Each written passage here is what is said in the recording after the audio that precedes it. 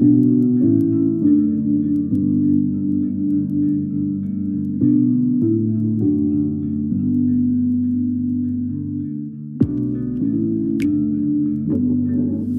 a world without prejudice, bullying, or fear.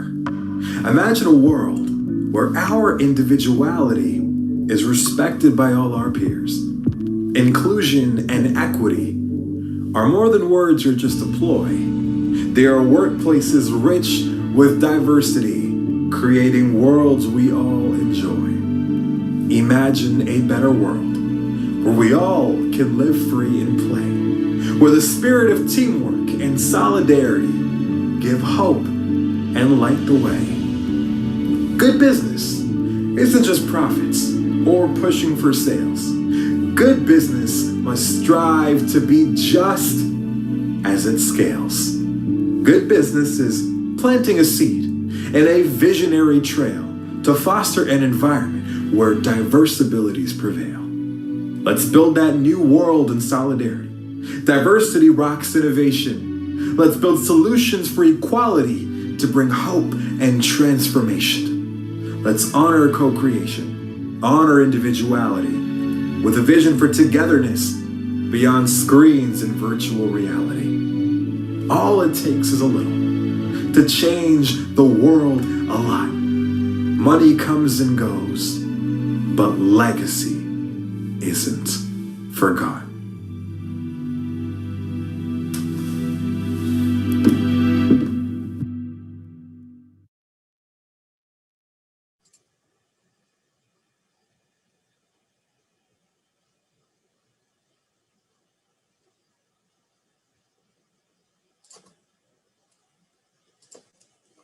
Welcome to Diversity Rocks Innovation, Volume 19, and the last one in our first season. We've left it at an awkward 19 on purpose, just to be sort of edgy. No, seriously, I'm so excited for all of the different amazing thought partners we have hosted this season, and I'm very grateful to be ending the season with a wonderful, wonderful friend. My name is Jackie Steele. I am a Canadian political scientist living and working in Japan, and of course, the founder and CEO of Enjoy Diversity and Innovation. Enjoy is a Japan-based, global-facing business, and we work in Japanese and in English to really support leaders, corporate leaders, and organizational leaders in building out a diversity-positive workplace and workplace culture. We know and we believe that diversity truly rocks innovation. And we are interested in an inclusive form of innovation that amplifies and supports equality and that really powers our people systems for personal and collective good and for a sustainable long-term investment.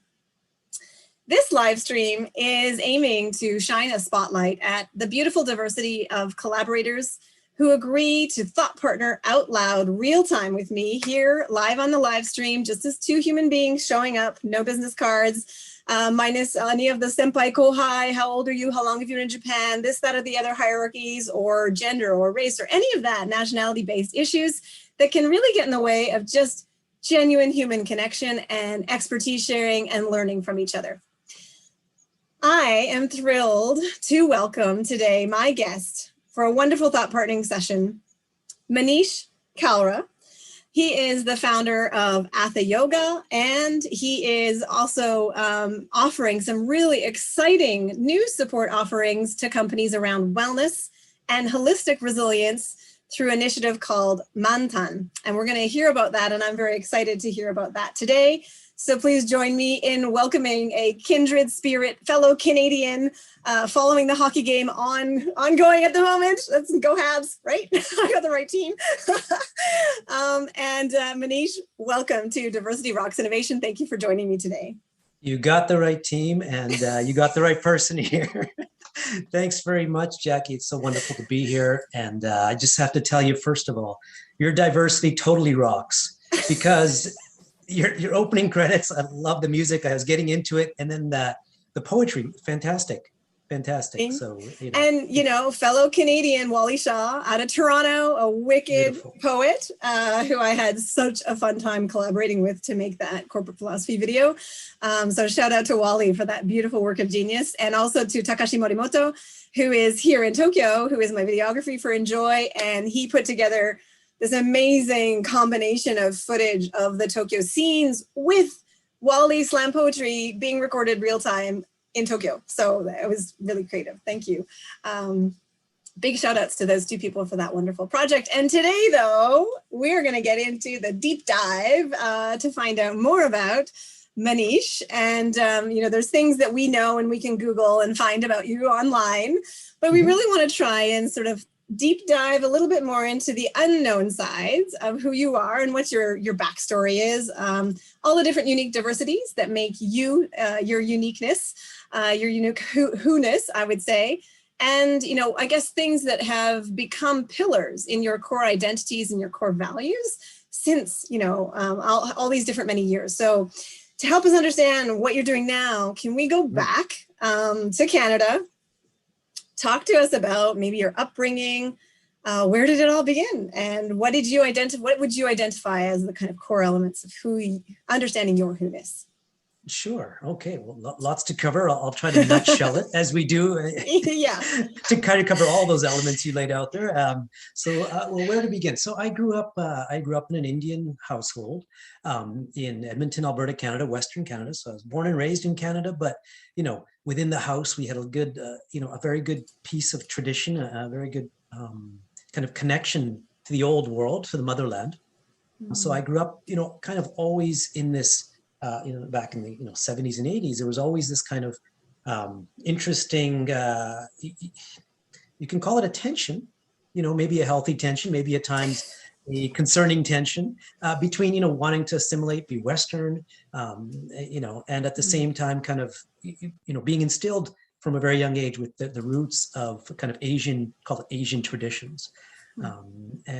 So educated there, went to university, studied pharmacology in the, did I skip through too much? I kind of skipped through a bunch, but I studied pharmacology in the Faculty of Medicine as an undergrad, and was planning to go to med school, and kind of everything was, all the pieces of the, on the chessboard were, in perfect alignment, in right spots for me to kind of move forward on this path that seemed so kind of in line with what a good Indian boy should do. Yeah.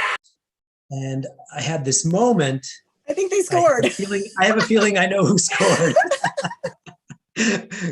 All right, good. I get to watch another game in that sense, in that respect. So trying to contain my enthusiasm right now. So during my kind of, So after the undergrad, I was looking at going into med school, everything, like I said, was set up. I decided to take a year away. I had this kind of kick in the gut. People like to say epiphany, these kind of experiences. For me, it was like a real kick in the gut. It's like, I had this moment where it was like a voice said, should you do something just because you can? Just because the people around you or the world around you tells you it's the right thing to do? Is that the life you should follow? And the answer is very clear. No, that's not the reason. I'm not saying you shouldn't do that, but the reason should not be external. The reason has to come from somewhere inside. Now, I probably couldn't put this into words back then at the age of 22, right? But over the years and looking back, I understand what that feeling was now.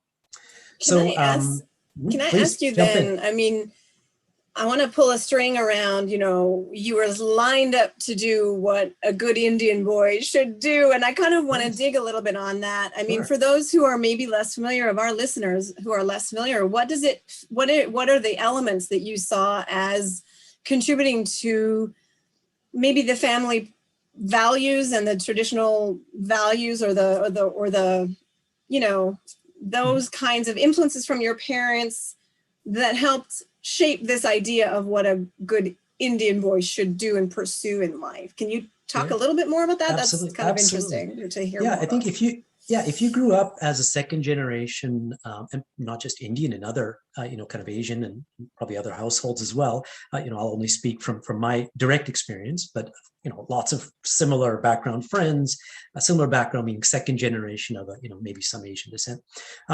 If you grew up in North America, you would kind of you'd never generally have a similar type of experience where, we often say that the good Indian boy, this was goes into engineering or becomes a doctor, right? Those are kind of the two major pursuits. Education respectable, high achieving status, education driven, secure jobs, with contributing to the world, and you'll always have a decent paycheck, and you'll be able to get you can provide for your parents in old age, provide for your parents, and also very important for Asian households, especially to be able to be marriageable, so that marriage quality. But these are all very important factors that, interestingly enough, even though in my family and my mother's in particular is very, had a very strong kind of religious and kind of faith element to her, she was not attached to those ideas.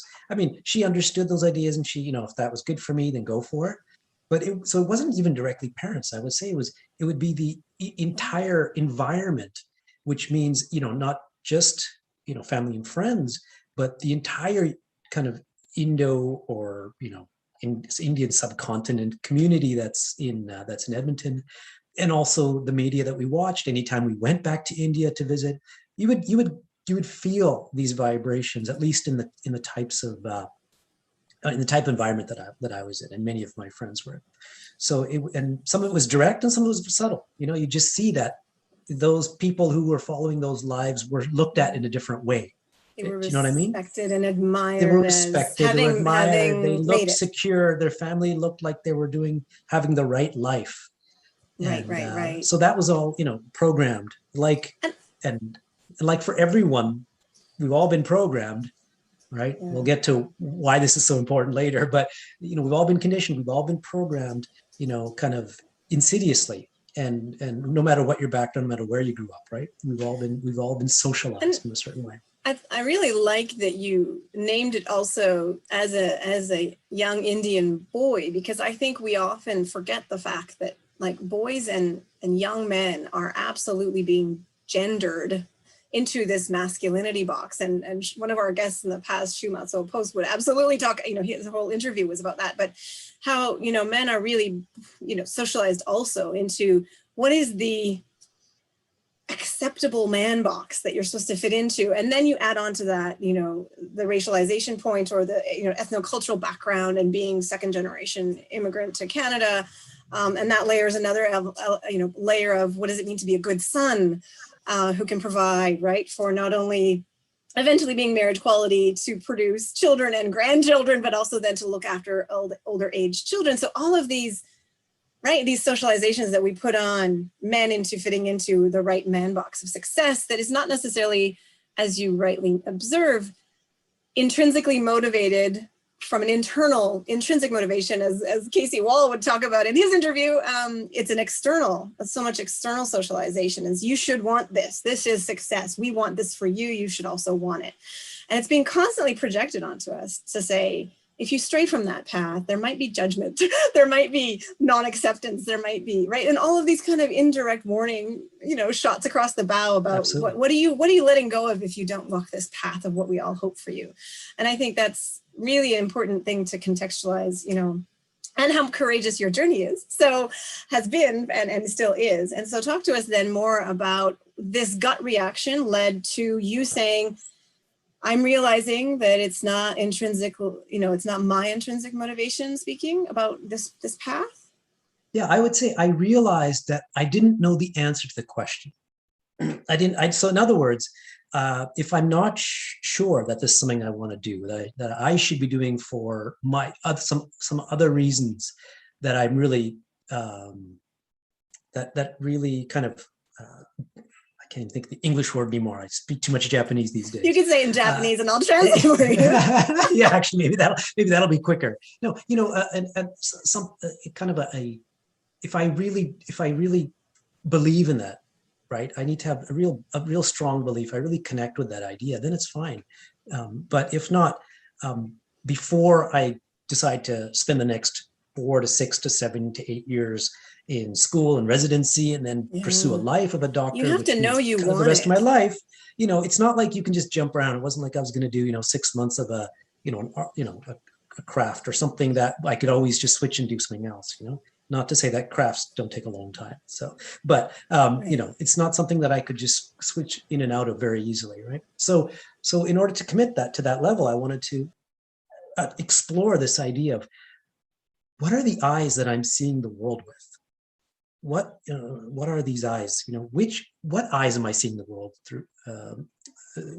Am I seeing the eyes with? And in order to do that, I felt really strongly, or it came to me, that I need to get out of my environment, my conditioning, in order to see myself better. That's so true. You got to get out of that situation. So I looked at opportunities. I said, okay, look, I'll give myself a year, the year off type of thing. I'll give myself a year. I had a seat in university at med school, so I could always go and then come back. Everything's all set, nothing to worry about. No one has to cry. No one has to worry. I can still have a decent life, follow the path if necessary. And so I looked for opportunities to go to abroad, and I realized I needed to go to a culture where I didn't know. I felt I need to go to a country where I had no clue what the environment was, that I didn't understand the language even, because language obviously is intrinsically linked to culture, right? And so somehow, again, I probably didn't realize it to that extent, what that all meant back then, but now looking back, I do. And so I looked at opportunities around the world, and it just so happened, I won't go through the whole story because it'll take forever, but it just so happened, I had a friend who had done the JET program, the Mombasho Ministry of Education's JET program, which many of your viewers may be familiar with, especially if they're based in Japan. And so I came out for a year, came to Osaka, and life changed considerably. Talk to me about that crash course first arrival, and then did you realize that, okay, 1 year isn't enough, and you really were going to stray from the path? I wasn't sure if I was going to stray from the path. But what I would say was that 1 year away, it completely opened my eyes to different ways of seeing things, different ways of thinking. I know it's totally cliche, right? But if you've experienced it, if you've actually put yourself, have had the chance to put yourself, or to be in a situation where you're so far out of what is the norm for you, or for the first, couple decades of your life, you will probably have had a similar type of, experience and some epiphanies along the way. And I realized that it was just beginning. A year was just starting to reshape my eyes to see things in different ways, to see what was very clearly black and white. It's now to start to see shades of gray, right? There's probably billions of examples if you want to get into, but to put it really simply, you start to see that there are different ways of looking at life, how to raise children, how to, or if to have children, how to live in what type of, apartment dwelling versus house, from the simplest and maybe mundane, how to eat things, to, how to relate to people, how to work, relationships, and all, work relationships, personal relationships, you name it. So there was a real kind of a growing in that year that I realized I could not let this stop. I needed to do I needed more time. So that became 1 year, 2 years, 3 years on JET. You gave up your seat. You want to jump You gave in? up your seat in medical school, and So what was the fallout around that? Was there zero fallout from family directly. I think I think my parents, luckily, my parents kind of believe that I have some sort of judgment about your life. And also even if no one can stop me anyway, so really you might as well go along with it. I'm not going to listen anyways. But no, I think in all seriousness, I think partly because my mother's faith in that kind of the things will work out. There's a reason why he's feeling these things, and even though part of her, I'm sure half of her was tearing at her because she's also socialized and conditioned just like all of us, right? And half of her was saying, good, go for it, good for you. let's see where you need to go. Find your path. And so And did so- you have a fairly, I mean, sometimes you hear in certain of the first generation Indo-Canadian families that there's still very much a top-down family structure where father does know best and is kind of the authoritarian rule enforcer and decider for all of the Right. children, particularly the sons, right? Yeah. That was not your experience. You had a very different dynamic at home, it sounds like. I had a very different dynamic. I think one big reason is my father immigrated to Canada when he was probably only 21 or so. So he was quite a young man when he came to Canada. He was really interested in kind of, assimilating, obviously, because his background was very different. He grew up, seeing partition in India, which I don't know if you know much about Indian history, but, so there was a very brutal time in India. We won't get into those details, but, he was a young boy. And if you had a chance to speak with anyone from a generation that has lived through kind of warlike, extreme, warlike situation or partition in this case, there's a very different, I mean, there's no way I could even really begin to kind of understand it. But must give perspective on what really matters, though. For happiness. and I also think it also, there's this incredible desire to escape that as well, right? To never have to be in that again, especially if you're young enough and it's traumatizing enough. So, so I don't really know, kind of all the answers to, why life is kind of turned the way it did. But what I can tell you is that he was definitely more westernized, and he really wanted to assimilate. He was he was kind of the westernizing kind of force besides being in Canada. And my mother was kind of keeping the tradition, more for keeping the tradition. And there was, I think in some ways, some sort of healthy balance potentially. Right. But I think what that meant for me was I became quite independent very early. I didn't have to follow some, I was I started working very early, and started really being independent, traveling alone at the age of, in my early teens. So, so I think that gave me a lot of confidence to, just, it was like I was going to do what I was going to do, kind of thing. And, and I wouldn't be offending anyone by doing that either. I wouldn't feel like I'm hurting them or offending them. So I think that's what propelled me to kind of choose this and to just go for it without kind of no holds barred.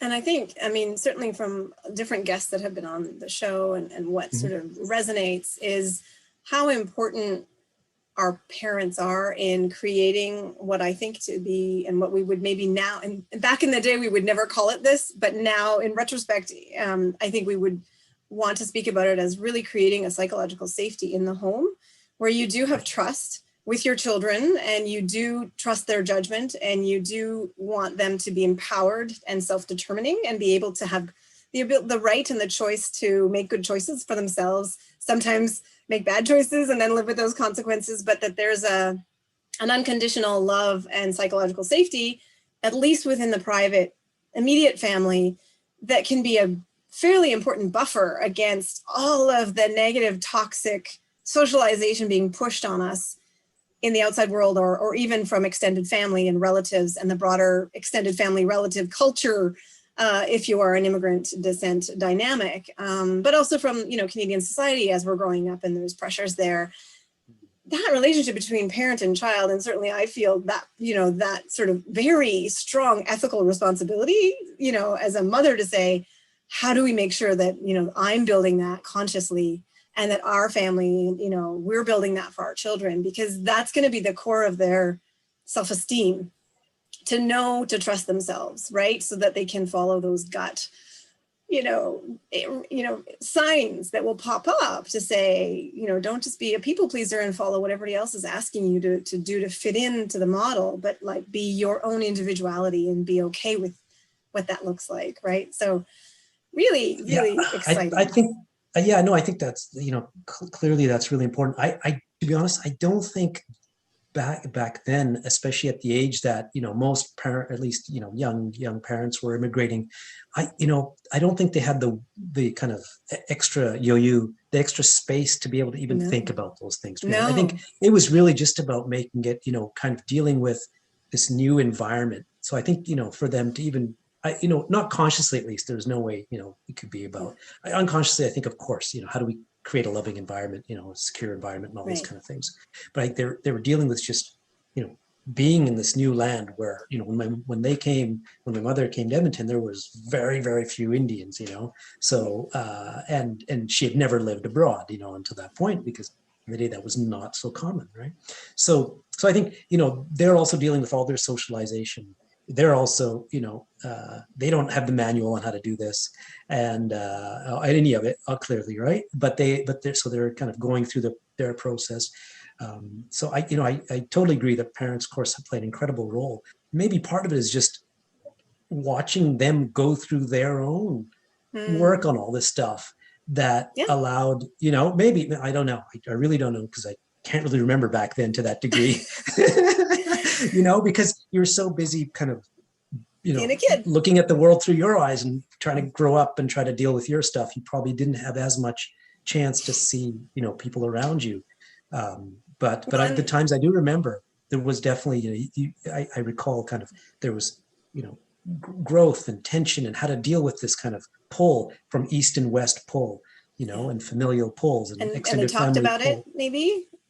Yeah, I think to some degree, but sometimes it was the not talking about it that also gave me lots of clues.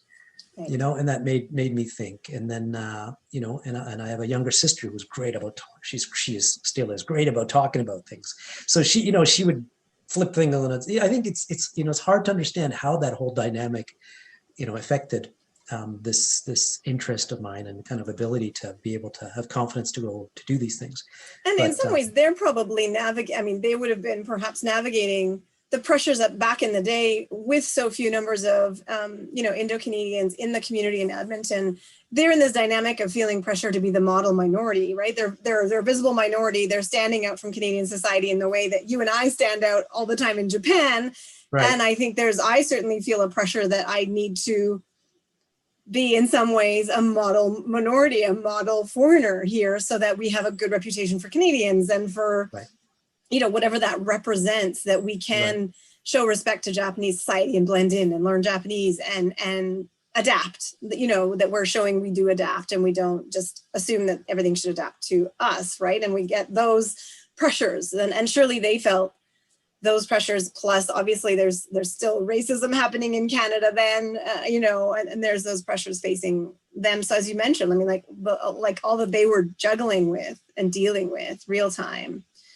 I'm always amazed at our parents' generation, how in some ways it was feels more laid back then for parenting than it is now. Yeah, I think so. And now there's so much more pressure put on because we're consciously mindful about, you need to do this and we need to build this in our home and the research shows this for children's development. And there's like all these different things now that to be a successful parent, not like scarring your children for life, you need to sort of be careful of. And then you're also dealing with it as an immigrant, like as we're immigrants in Japan, also reeling with how do we protect our children from not only what we deal with as immigrants, but then how they receive impacts as immigrant children, right? And that's just another whole ongoing issue. That might be a sign of, kind of how the world, the evolution is things are going maybe, I don't know, in the right direction. If there are more conversations around stuff that either were ignored back then, right, or people just didn't have the wherewithal. They were just trying to make it day to day, right, get by, figure out how to deal with the community.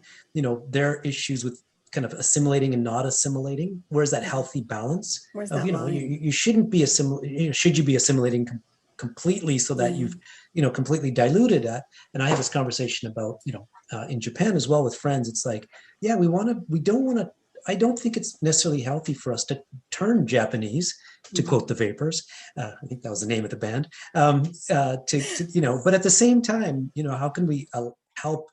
How can we, like I said, make sure things run smoothly? We don't, offend, and at the same time allow our kind of uniqueness and creativity and diversity to add to what's happening in this part of the world. Absolutely. I think, they struggled that, but they had so many other things that they probably couldn't spend the time having this kind of conversation. Yeah, there was no live stream back then. I don't think so, but there was no live stream. Right. And so you ultimately did 3 full years on the JET program and then chose to do what after that? Obviously, So, you okay. decided not to do the medical track, but you did something else. So I actually, what I did was after the 3 years, I had to re-interview for med school. So I actually went back. For a bit.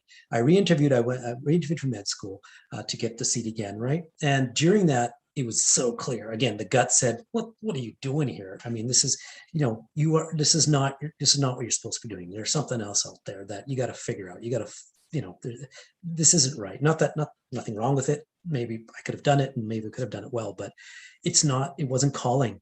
It wasn't calling. And in fact, I think I'd grown to a certain degree where I'd really realized it much more than the 3 years prior, that there was something else to be had, something else to do. I came back to Japan because I'd, through the work I'd done those 3 years, I'd made some contacts. I came back on a similar program to JET directly with the Osaka Board of Education. And also at the same time, I started helping some businesses just because I'd started to have a little bit of language ability. So I was able to converse in Japanese and help with English things. And so I started helping a couple of import-export businesses.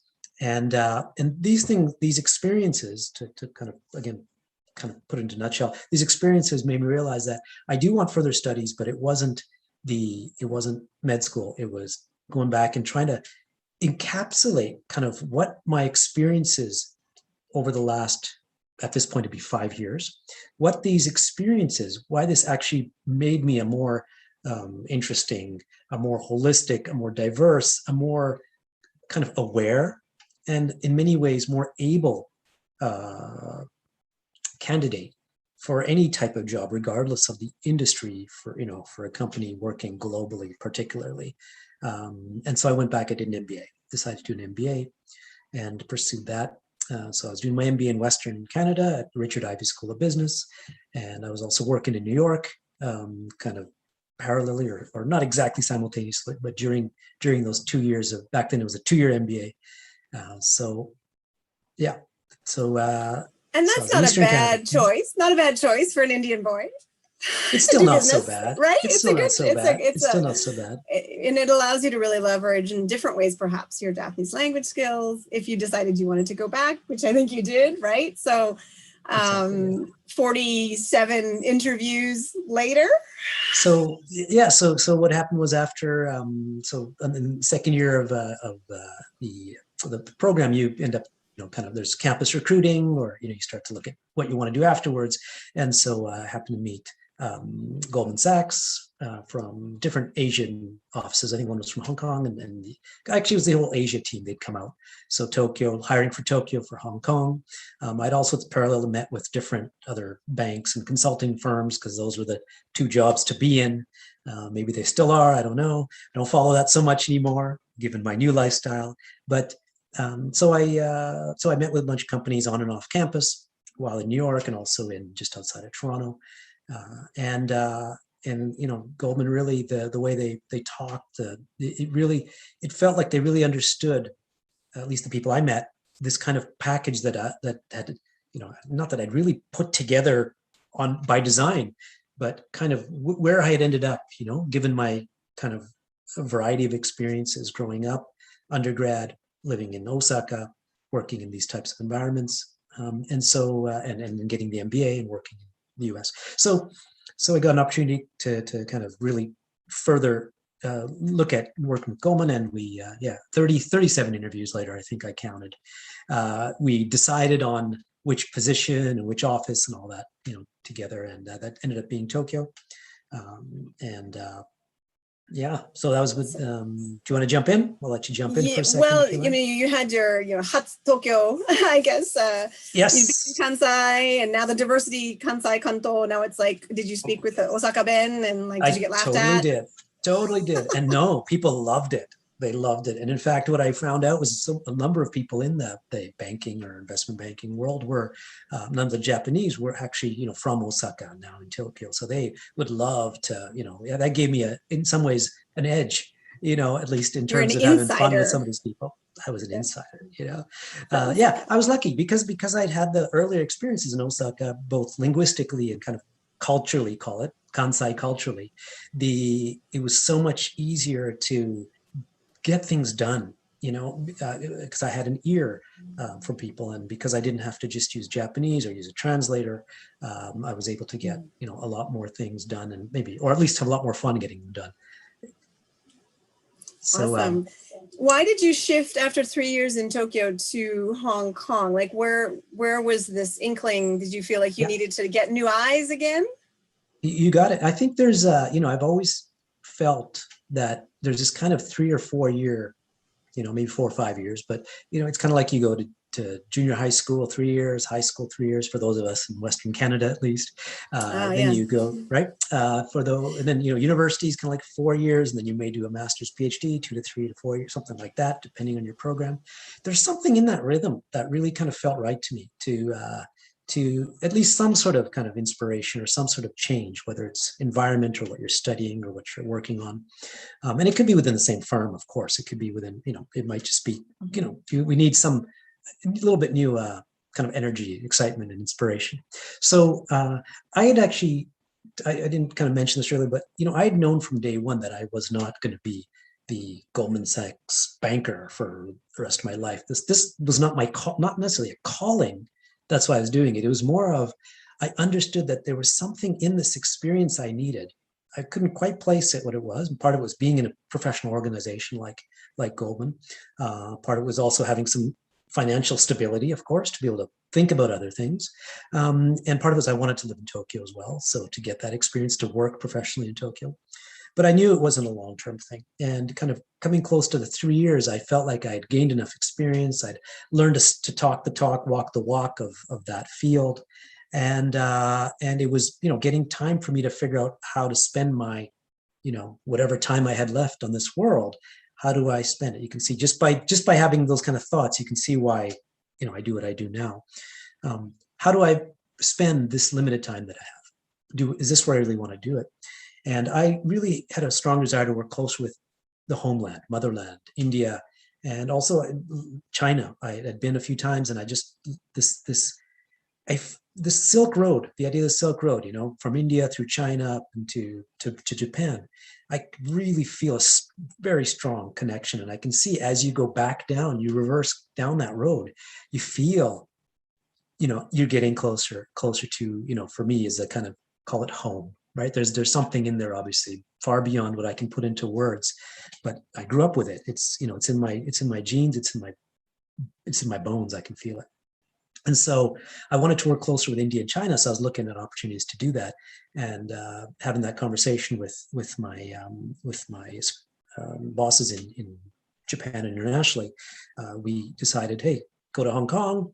A little better, kind of a little more responsibility. So I got to run a department there. And my 2 first big projects were India and China. So it's like, oh, okay, this gets me closer to something. It's the next step. It's the next kind of stepping stone onto wherever else I'm going, which I have no clue where that is. So that got me to Hong Kong, because Hong Kong, for Goldman, Hong Kong is at that time what looked after the new projects in India and China. And you spent about a year, and then at some point you decided, if this is as good as it gets, this is not enough. Or what happened? What was the next sort of inkling? I think I took that step, and it was the right step. It felt like the right step, and everything. There was nothing wrong, and I didn't leave for upset at the way, or working too hard and overheating type of thing. I wasn't burning out, but it just felt, I'd gotten kind of the next kind of stuff, whatever I needed to get. And now the next stepping stone was starting to appear. My life was really transforming all these years kind of from before. I'd been practicing yoga, and I'd played sports for all my life, but kind of that started moving into more yoga, and the physical aspect started to kind of move or kind of morph with my upbringing, which was very much kind of philosophical.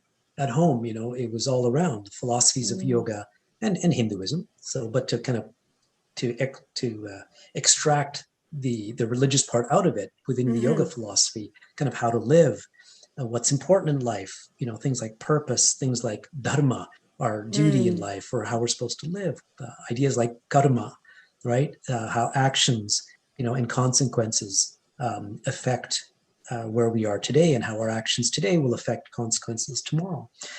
These things and the idea of practice meaning a devotion to a specific practice, whether it's Aikido or Kendo or Chado, right? Ikebana or tea ceremony or whatever. Or it diversity. Is. Or diversity. Or Diversity whatever it is your practice, whatever, absolutely. And it can be, in fact, you can, anything can be a practice potentially. So that was the practice that I wanted to devote more time to.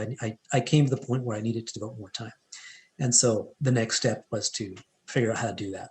And so that's what led to the next chapter. And the next chapter. It almost feels like you're going home to your mother's culture, like your mother's philosophy, very much Absolutely. In terms of the upbringing, but going back deeper into where her roots were coming perhaps from, that you'd grown up in the family and felt like home, but didn't have the deeper experience of directly. That was mediated through her upbringing, right, of you. So in your choices then, you went to India, and can you tell us about that experience? And I would love for us to bring that into what you've been doing through Hatha Yoga, how that paid forward your pivot.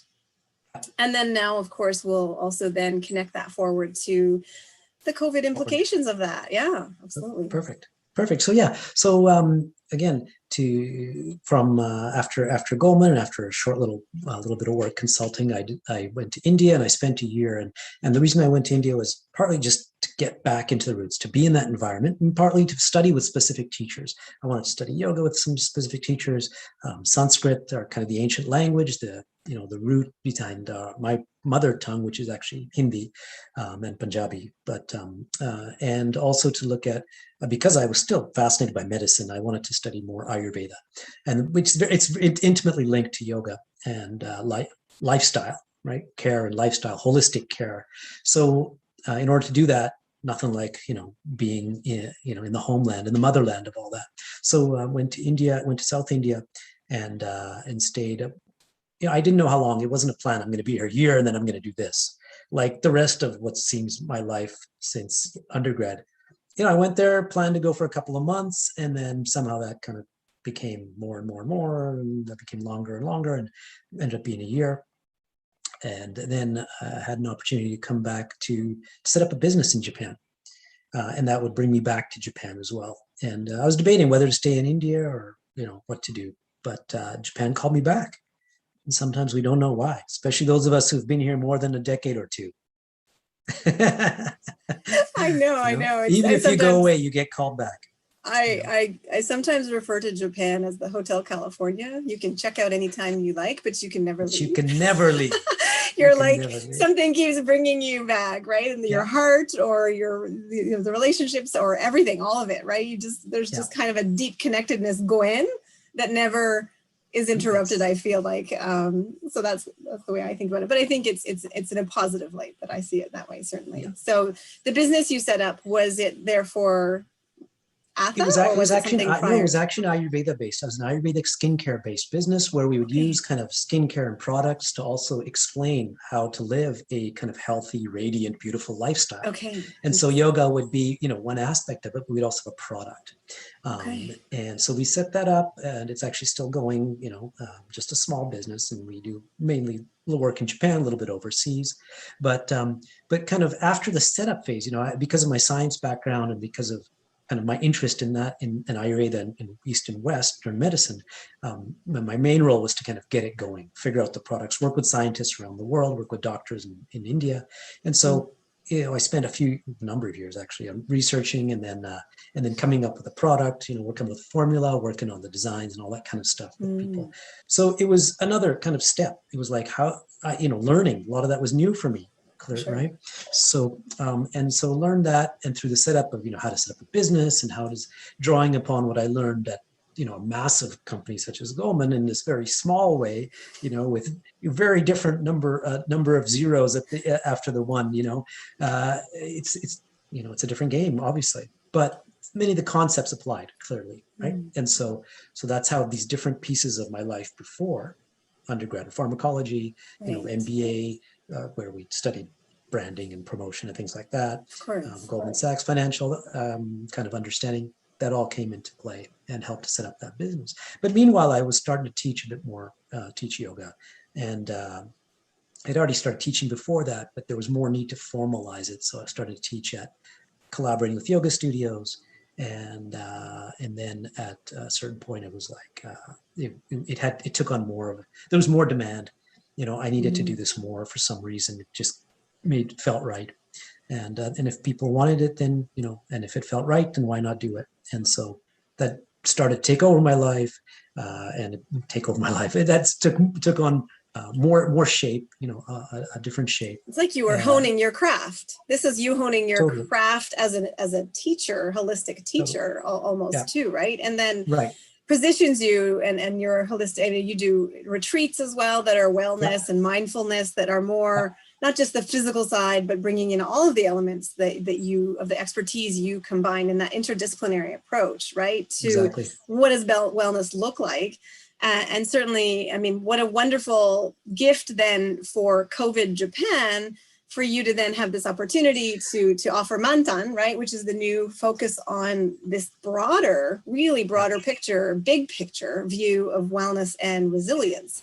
And as someone who researched resilience on leadership in post-disaster Tohoku, during a crisis, what we do pre-crisis is going to be completely indicative of how we navigate and can adapt and have agility and resilience post-crisis. And so building these practices and habits of wellness, so essential, right? So talk to me about Mantan and please, maybe, can you tell me what Mantan means? Is there like a symbolism around that word?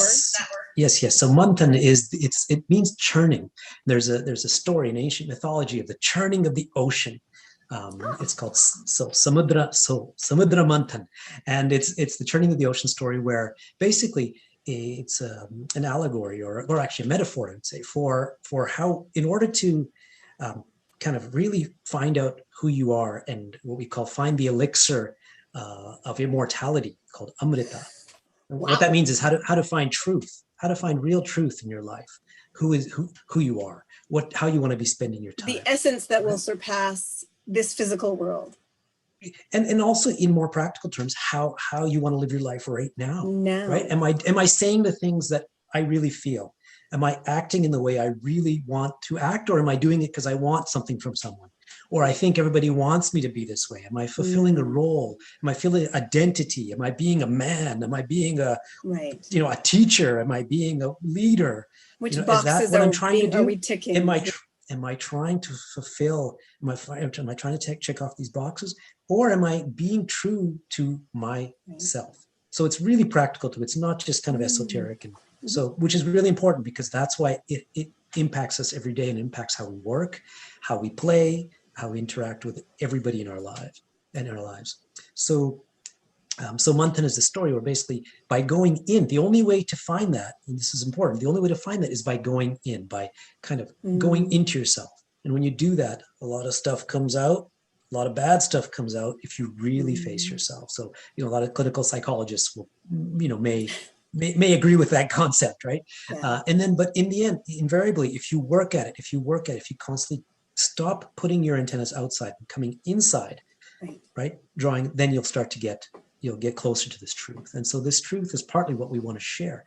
These practices, like you said, when stressful times, Mantan, what the ideas from Mantan is, we want to start building that ability to physically, and mentally be able to handle whatever comes your way, right? And also, in the meanwhile, you enjoy life more because you're more present. And again, another cliche, to be present, but it actually is something. Right now, Jackie is present with me. I can feel that, right? I don't see you going off, oh my God, I got to pick up bread afterwards. And I'm not even thinking about the next hockey game. So there you go. I'm actually here right now. I suddenly thought about it clearly. And that's why I chose this live stream Thought Partnering Out Loud, because I wanted it to be in the moment, real time. Yeah. There's no editing. There's no going back and there's no photoshopping. There's no filtering. We are what we are. We show up in all of our beauty and all of our, ugliness and all of our errors and all of our, idiosyncrasies and craziness. And that's okay, right? That's okay. And so what Mantan does is in order to help people achieve this, or to start to move closer to this, at the very least, the first thing we need to have kind of physical freedom from pain. And so we start with very simple things like building the right posture, sitting properly, because if you sit properly, you're going to breathe properly. If you breathe properly, guess what? You're going to feel better, right? Your immunity goes up. Your immunity increases. You sleep better, right? You eat better, you digest better because your organs are not being crunched by you sitting in a really funny position, which is we were not built for. We were not built to sit on chairs. We were not built to work in front of these computers, or else they would have been there for 10 hours a day. Yeah, no. But yeah, to punch like our fingers, like, on these little phones and look at screens this big and look at that kind of backlighting. We weren't built that way, but this is our lives now. So how do we best deal with it, right? If we can take better physical care, and then if we can start to get into breathing and into kind of better mental care, mental care meaning just developing a resilience, which is really being kind of here and being, we call it burenaishin in Japanese, right? A kind of core strength that you're not able to get pulled off of too easily. And a core strength that's like a kokoro, right? It's the mind. We talk about the mind often in English, but what I really love about the Japanese language is we center it back in the kokoro and the kokoro no care, right? Like heart care, heartfulness, or heart care. And when we translate it from Sanskrit, mind actually is not brain. It's actually, there's different components of when we say mind as well. So, what I'm talking about now is that kind of more esoteric mind. It's not the thinking brain. Right. The thinking brain is actually what we start to look at, and we start to calm it down. And that's when we get into meditation and mindfulness and all these practices. There's tons of data, tons of research. Harvard researchers have tons of great, functional MRIs of the amygdala region in the brain and how it changes after just 8 weeks of a little bit of meditation. But the point is, you can look at all that research, but the point is, by doing these things, it gets you somewhere. It makes you stronger physically. You feel better. You're more energized. Guess what? You can do more work, right? You can deal with people better. You don't get angry as easily. You can put up with stuff more easily. You can see the good in people instead of always looking at, the negative. Yeah, you have that yoyu. I don't know how to translate that. You have like kind of space, kind of flexibility or extra bandwidth. You use a great word. It's a great word.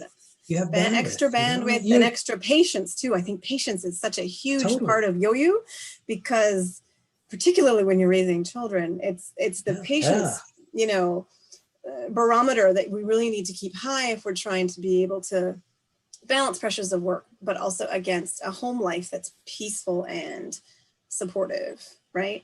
And that's a challenge, right? That's such a challenge. When parents have their yo-yo go down, it just comes out in her, ends up hitting, the kids in some ways, I think. Anyone. If your neighbor's yo-yo's down, they're going to yell at you for something. You're like, what? I just left that out for 2 seconds, And there's, thousands of examples. When you look at an email from someone and you haven't read it yet, and you go, oh my God, I don't want to read that email. Because you're already projecting something, and also you just don't have the yo-yo, that space, that flexibility to say, wait, I'm cool. It's all right. Let me check it out. It's okay. It's all right. And life ain't so bad. There is a really cute play on words though in Japanese with the whole mantan, because when you fill up your tank of gas, you say mantan. Yes. Mantan nishite kudasai. And you fill up your tank. So it's kind of like, that's gorgeous. Well done. Whenever I do a lecture or an explanation about meditation or webinar, I don't just talk about it. I get people to take like 3 deep breaths, for example, and I get them to do just a very simple practice that takes less than a minute, and that alone, you go, oh my God, I'm energized. We always say if something's wrong, if you're stressed out, what do? You just did it. You take a deep breath. All right, I got to look at the time. I got to make sure everything's running well, and so I can take a deep breath and I go, wait a sec, here I am right here, right now. Let's deal with it. Let's go. We need to make that we need to make that a default habit, not something that I once in a while remember if I'm lucky or when someone reminds me. And a friend of mine, Sarah Bull, who I'll give a shout out to, I believe is the one who was saying how, how do we get to the point of not, and particularly this was, in a group I'm in for coaching, and it was about, too often I think women get to the point where our tank is at like, zero and we're coasting on fumes before we carve out space to do self-care, because there's just 50,000 demands and emotional needs and, things being placed on particularly women and mothers and, spouses, wives and all of that. And that just overload. If we as women can be leaders in our own self-care to say, if the tank is, just above half, it's probably time for some self-care. We're not going to wait for it to go to be on running on fumes to really be in crisis mode to say, no, I need some self-care. Now we need to be having stronger boundaries about really managing. And that's a part of being resilient leaders as mothers and working mothers and, active leaders in our communities and in our businesses and business owners and CEOs and all of that combined to build that resilience. Really needs an attentiveness and a diligence around that self-care. And I think you're providing that for companies, right? Your offerings are supporting companies for their employees and their leaders to build these practices actively so that they can be leaders at work and better holistically nourished yoyu no aru people, right? Individuals in their space. Yeah, the whole world is starting to get this. It's prevention is ideal. Half the battle. If you've already gotten to a point where you have to take care, that's fine. If someone's already injured or sick, that's okay. We'll deal with it. But prevention will save. Prevention will save you so much time, heartache, money, all these other things, right? So this is what we offer. So we talk about everything from kind of a holistic approach to, yes, we can give you yoga, we can give you poses that help you to get physically better, postural ideas, to give you reminders on how to keep better posture, to make that a default. We'll talk about breathing, we'll talk about meditation, mindfulness, we'll give you practices. We'll talk about eating, Ayurvedic approach to eating, how mindfully eating can change your day completely. Instead of eating in front of the desk while you're thinking about work and you're looking at your emails and suddenly whatever you had is gone. And guess what? If you haven't to some degree faced mukiao, I don't know if that's the right word in English, but faced what you're eating. Sort of actually tasted it. Tasted it and looked at it and said, hey, tasted it. We used to ring the bell, right? And there used to be kind of the saliva started to build as food was getting slowly cooked. You smell, right? You'd start to smell it. Your body would get ready to digest it. Your salivary amylase and other enzymes in your mouth would start to digest it. It was an experience, right? It wasn't just a transaction. It was an experience. Not only was experience, it was actually part of the digestive process, because the enzymes in your mouth, salivary amylase and other enzymes would start to digest the food. But if you hadn't had a chance to build that up because you bought a plastic food at the kombini, right? And as soon as it's open, you haven't smelt it, you just dump it in your mouth and it's gone because you have to rush to the next thing. You're no longer digesting even properly. If you're not digesting properly, guess what? You're not absorbing the nutrients you need to live or to be strong and healthy. And you're going to cause other problems digestively, which will only impact, pain, not make you light and soft. It'll make you heavy and kind of constricted. That's the last thing you want.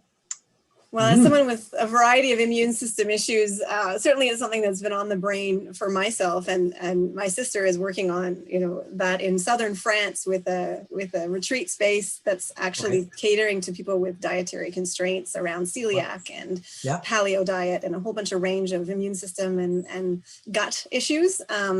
So a shout out to my sister Jan in southern France, but I think absolutely those holistic thinking about why we need movement, why we need yoyu and pause in our day, and why we need to take time for being present and actually experiencing our food and digesting properly to support our immune system. And like you say, the building up the habits of strength and resilience, both mind and heart and body. That is a really exciting offer. And I think something that is so interesting for Japan, because I feel like it's a part of old school Japanese mentality of how here in Inaka in northern Nagano, that's how I certainly was socialized from the beautiful 60 to 9-year-olds that I have been having the pleasure to know, right, over 25 years. That's in some ways the rhythm of how they connect with their land, and they till their plot, and they grow their own rice, and they trade their rice and their figs in their yard with the neighbors who have, plums and peaches. And there's just this whole interdependence and slower rhythm to that dynamic, right? That our fast-paced salary man, salary woman, Tokyo, big city, overpopulation, overstimulation, everything world isn't remembering about what used to be a pretty important part of what I seem to be as a beautiful part of Japanese culture and a part of that diversity of Japan that isn't really being put on a pedestal anymore because it doesn't make a ton of money. Like Tokai, big Tokyo, and Kansai makes so much more money for the economy, and that's where the focus is turned. But we're getting to the point of being out of balance in the Japanese economy with just exacerbated concentration of people in like 2 cities, and then shrinking regions that are these gorgeous regions of Japan we need to support and bring back. And this interesting part of having you as a foreigner, but immigrant in Japan, an Indo-Canadian, second generation in Canada, now being in some ways a voice of these ancient traditions and philosophies of the slower life and the good life, the wellness life, that we have to reintroduce to big Tokyo, right? And I'm trying to raise awareness about the beautiful diversity in Japan that's here, like in Japan, not just what's outside Japan, but the diversity here in Japan, and how can we carve out permission for that huge diversity of Japanese people and people living in Japan that also has been kind of erased over the last 75 years in particular. So it's a unique moment in Japanese, history, and I think for Reiwa Japan, that we can, I think, hopefully bring these different gyaku yunyu, like a reverse import sort of a presentation of this traditionalness of what used to be seen and needs to be amplified and given voice. I would love you to give me one final inspirational takeaway or message that we can give our listeners before I sign off today. Always a tough pressure. one. There's so many good stuff. There's so many great expressions, from the world of yoga and mindfulness. But look, I think ultimately, we've been given a limited number of breaths. We've been given a limited amount of time in this world. And is that deep? But it's true. That's a great thing. Just because something's deep doesn't mean it's not true. Doesn't mean it can't be real. So true. How do you want to spend the rest of your time, whatever that time is? How do you want to spend it? Really be honest about it. Don't, the best way to serve anyone else in this world is to start by serving yourself. You make yourself happy. You let yourself start to live the life that you want to lead. Yeah. And guess what? That's going to reverberate through everyone else around you. They're going to feel happier. They don't need you to be miserable. That's not how this works. It's not a zero-sum game. I think if that's the right term, it's not a zero-sum game. You don't have to make less money because you're taking time to enjoy your food. In fact, it's the opposite. The better your practice. You don't need to make a long practice, but man, you practice for 15 minutes meditation, your next 45 minutes of work, it's what you did in 5 hours previously because you're so focused. You're pinpointed in. Nothing throws you off your game. You can actually make more money. You can actually be way more productive. The evidence is all there. It's not about productive. Find what you want to do with your life. Spend these breaths the way you want to and spread the word. Make that something that everyone around you can also strive for.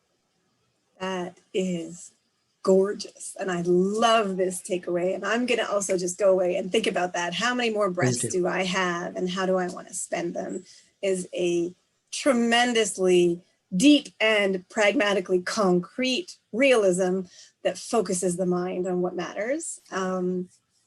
Let's spend that on being in our highest purpose as individuals, as diverse, creative, unique individuals. So Maneesh, wow, thank you so much for this Thought Partnering Out Loud. I had no idea what we were covering, really. You sort of vaguely know, but there's just so many gems that came out of this exchange. Right. And from a diversity, rocks innovation perspective, just so much beautiful journeying and storying and learning in this pathway across the world and around the world that you've been doing. And I personally am so grateful for the last 3-4 years that we've known each other. And I look forward to our next collaborations too, coming forward. So thank you one last time. And I look forward to what we're going to accomplish next. And I look forward to watching you beam the happiness out from your place right now in Miyako. Oh my God, gorgeous. Yeah. I'm shining the Northern Nagano perspectives here, which is another space of wellness if you like cold and green like I do.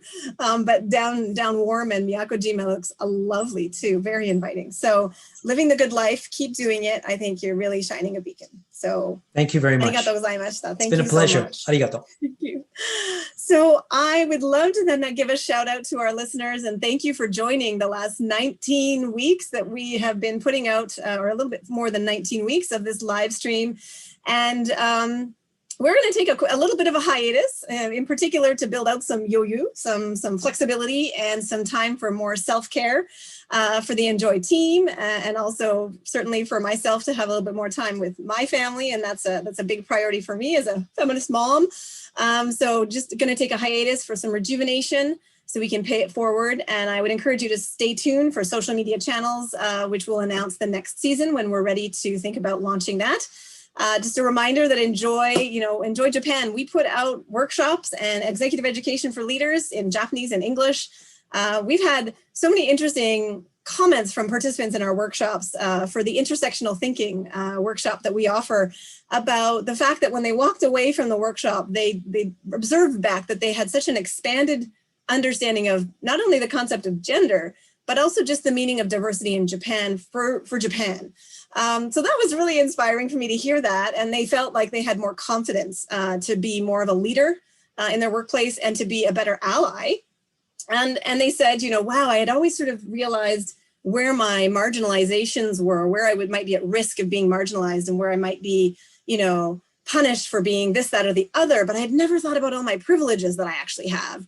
And if I don't acknowledge my privileges, I can't show up and be a good ally to others in my workplace. So I was like floored by the learnings that came out from these participants in the workshops we've been doing. So I'm going to encourage people to get in touch with us. If you're interested in the intersectional thinking workshop, it's about mapping our diversities from personal system individual to the systems of the company and the ecosystem.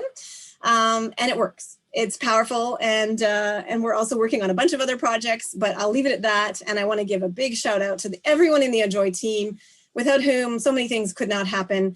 They're in the end roll credits, and you'll see their names come up as we listen to this beautiful song by Canadian singer-songwriter Andrea Menard, who is also a leader in feminine sacred leadership in Canada. And thank you all for joining season 1 of Diversity Rocks Innovation. Thank you. Have a fabulous summer. Here we go for Andrea Menard's outgoing, beautiful song. Thank you.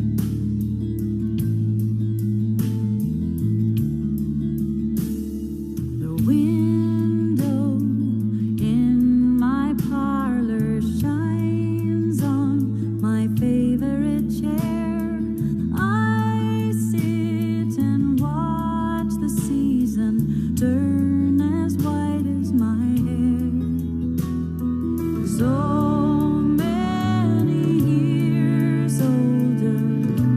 frosty pallor has touched my skin, but I am a sapling inside a giant evergreen.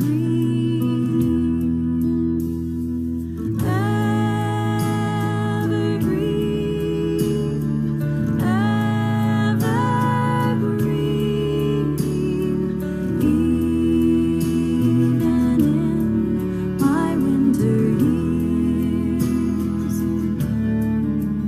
I will be evergreen.